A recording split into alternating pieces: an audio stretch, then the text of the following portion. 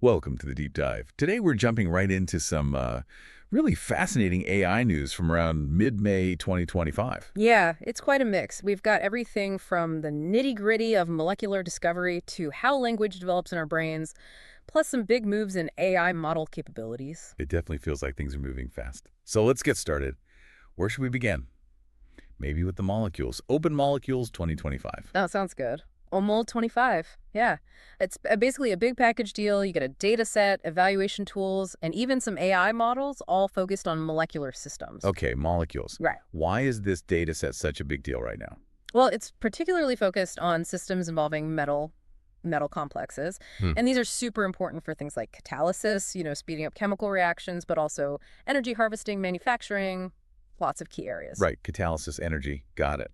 But the news mentioned these metal complexes are, like, harder work for AI. Why is that? They are definitely trickier than, say, standard organic chemistry. Metals just have more ways they can arrange themselves spatially, more configurational flexibility. And the bonds they form, the metal-ligand bonds, they can be weaker, more variable. Plus, metals can flip between different electronic states, different oxidation states, which totally changes their chemistry. It's a lot more complex to model accurately. Okay, so more moving parts, basically. The report mentioned tests, these out-of-distribution tests. What were they checking for? Yeah, those are crucial. It's about seeing if the AI models trained on OML 25 can handle molecule types they weren't specifically trained on. So they tested them on biomolecules, electrolytes, the metal complexes themselves, and also neutral organic molecules. Yeah, how did they do?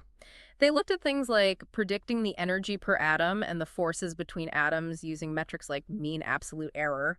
Different models like ESEN and GEMNET-OC were mentioned, and they showed, different strength and weaknesses across these categories. It helps map out where the models excel and where they still need work. So it's like a reality check for the AI. Exactly. How well does it generalize?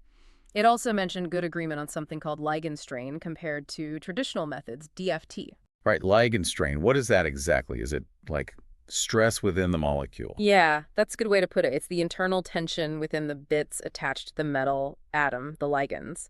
If they're strained, it affects the molecule's stability and how it reacts. Okay. And the fact that the AI models evaluated this strain pretty accurately compared to the high-level quantum chemistry calculations, DFT, that's a really positive sign.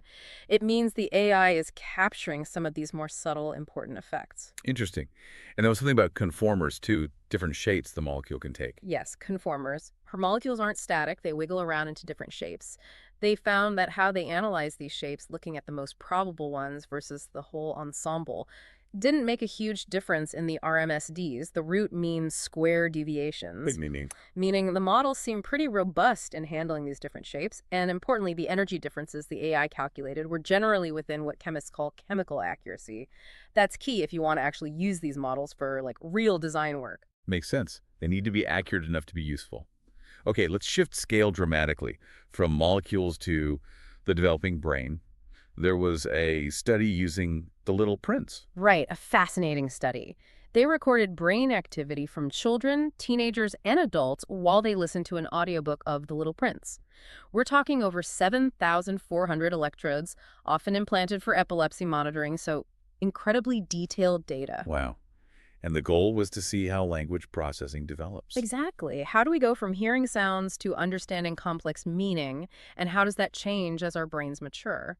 They used AI models, trained using ideas from linguistics, but also using representations from large language models to try and make sense of the brain activity. So using AI to understand how the brain understands language. A bit meta. It really is. They essentially built models to predict neural activity based on different language features like the individual sounds, the phonetics, and also word-level lexical features. And what did they find? Mm. Anything surprising? One key thing was that even in the youngest kids, aged 2 to 5, their brains showed representation of a really broad range of linguistic features. Language processing starts early. 2 years old. That's amazing. It is, but the really cool part is the evolution. In the young kids, the brain activity, especially in the auditory cortex, the superior temporal gyrus, or STG, was strongly tied to the fast phonetic features, the sounds of speech. Okay, processing the sounds first. Right.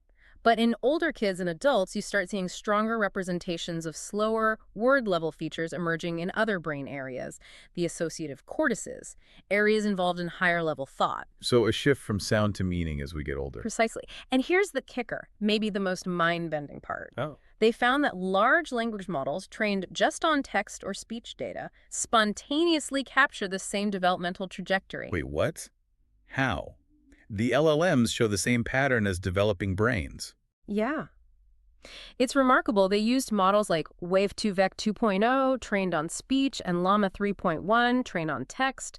They looked at the internal representations, the embeddings from different layers of these models. Okay. And the pattern phonetic features represented early or in certain layers, and more complex lexical or semantic features emerging later or in deeper layers mirrors what they saw in the brain development data. That's wild. Does it mean LLMs learn like brains? Or, Well, it suggests there might be some fundamental, perhaps efficient ways to process language information, starting with sounds and building up to meaning, that both biological evolution and AI training have sort of stumbled upon. It's a really profound connection. definitely something to chew on. Okay, let's switch gears again. DeepMind, they've got something new called AlphaVolve, building on Alpha Tensor and FunSearch. That's right, AlphaVolve. It's described as a, quote, Gemini-powered coding agent for algorithm discovery. Sounds impressive. It's not publicly released, mind you, but they're summarizing results from about a year of internal use. A coding agent. What does that mean it actually does? It means it's not just analyzing data. It's actively generating, testing, and refining computer code to find better algorithms.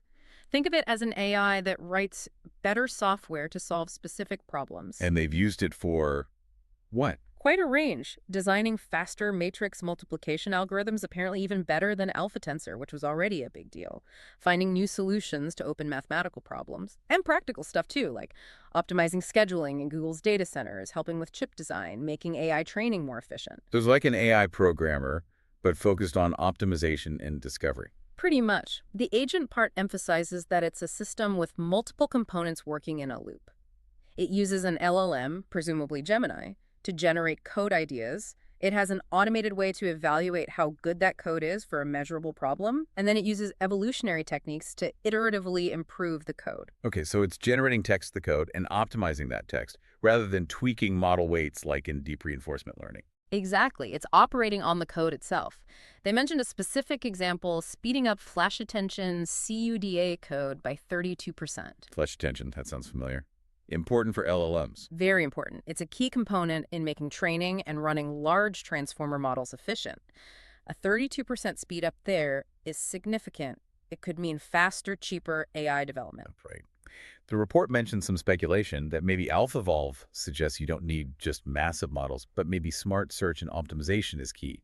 And DeepMind kept it secret for a year. Yeah, that's an interesting take. Does this signal a shift? That combining strong foundation models like Gemini with intelligent search and optimization agents like AlphaVolve is the path to AI-driven scientific breakthroughs.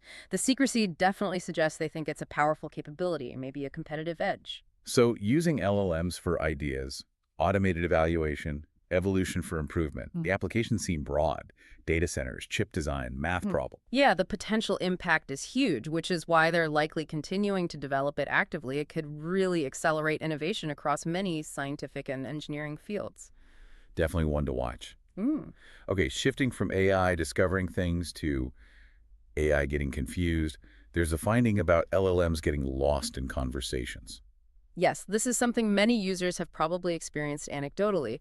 A study highlighted that LLMs perform significantly worse, like an average drop of 39% across tasks in multi-turn conversations, where the request isn't perfectly spelled out up front compared to single, fully specified instructions. 39%, that's a huge drop. Yeah. Why do they get lost? The researchers identified a few main culprits. The models tend to make assumptions too early before getting all the details. They sometimes jump the gun and try to give a full solution prematurely instead of asking clarifying questions. And they can just be too verbose, producing long outputs that make it hard to follow the thread. And if they make a mistake early on, that error can compound through the conversation. Yeah, I think I've seen that happen. It starts going off track. Exactly.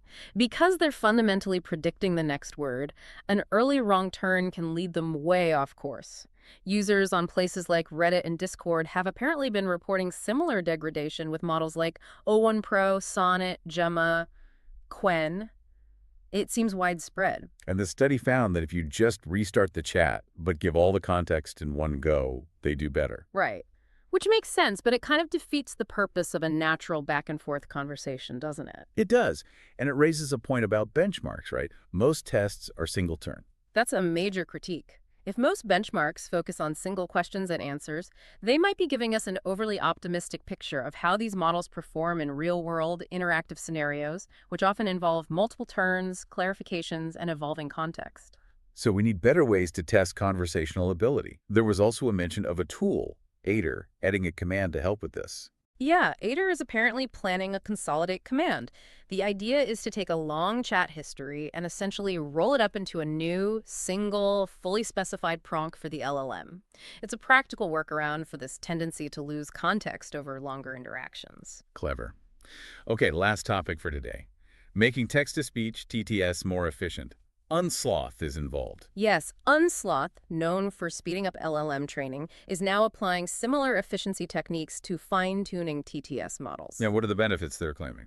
They're talking about roughly 1.5 times faster training and using about 50% less VRAM, the graphics card memory.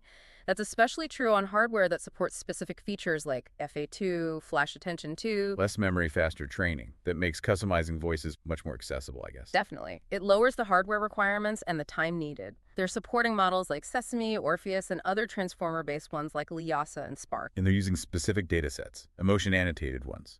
Yeah, they mentioned using data-efficient workflows like SFT, supervised fine-tuning with datasets like ELISE that have emotion labels.